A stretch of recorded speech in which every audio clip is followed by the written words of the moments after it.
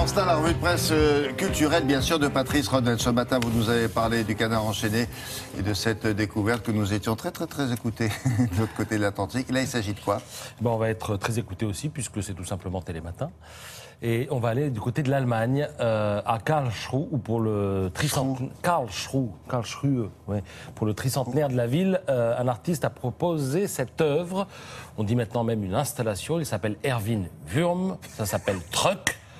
Et alors, ce qu'il faut retenir, c'est que le journal local estime que tout le monde n'a apparemment pas compris que c'était une œuvre, parce que figurez-vous qu'un contractuel a verbalisé, PV, oui. Oui, il a mis un PV, 30 €. Ah bah il y a de quoi, Il faut dire que le camion en question était sur la zone interdite au parking d'un parking. C'est-à-dire, vous savez, vous êtes sur un parking, puis sur le parking, il y a des endroits où on n'a pas le droit aussi de se garer.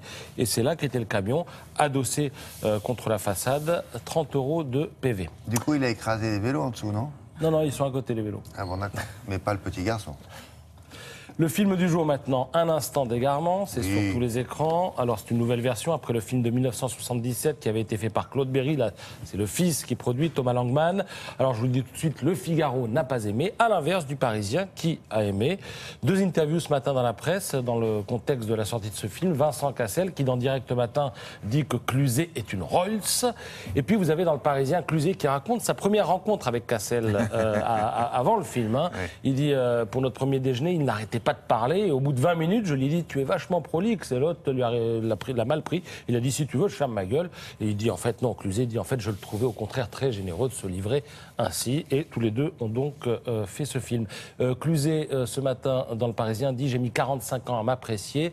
Et en cela, dit-il, je ressemble à Depardieu, qui lui a dit qu'effectivement, oui, il avait aussi mis beaucoup de temps à s'apprécier. Quant au Intouchable... Non, mais il lui a même dit ça. Il lui a dit, tu es comme moi. Toi, t'es comme moi, tu t'aimes pas. Voilà. Et alors, quant à Intouchable 2, si certains d'entre vous l'attendent, ils vont être déçus parce que Cluzet dit on a fait des essais, on a mis Omar Sy dans le fauteuil, moi je poussais, ça le faisait pas du tout. Voilà. À la une du Télégramme, cette photo de Ploumanac ce matin. Oui. C'est dans les Côtes d'Armor, avec ses roches de granit rose et son eau turquoise. C'est le village préféré des Français, puisqu'il y a eu un concours qui a été proposé par France 2. Tout le monde a voté. Le bourg de Ploumanac dépend de Perros-Guirec et le maire a donc appelé les villages élus les années précédentes pour savoir comment ça se passe. Et on lui a dit, attends-toi à voir débarquer tous les touristes, plus 40% de touristes en général pour les villages ainsi élus. Alors à Perros-Guirec, ils ont l'habitude, parce que Ploumanac dépend de Perros-Guirec. Perros-Guirec, ils ont l'habitude parce que 8 000 habitants l'hiver, mais l'été, il y a 40 000 habitants dans cette ville des Côtes d'Armor. Très bien. Il a autre chose à dire? Plein de choses, mais pas de temps. Donc, vous avez pris une pancarte dans la tronche, c'est ça? D'accord.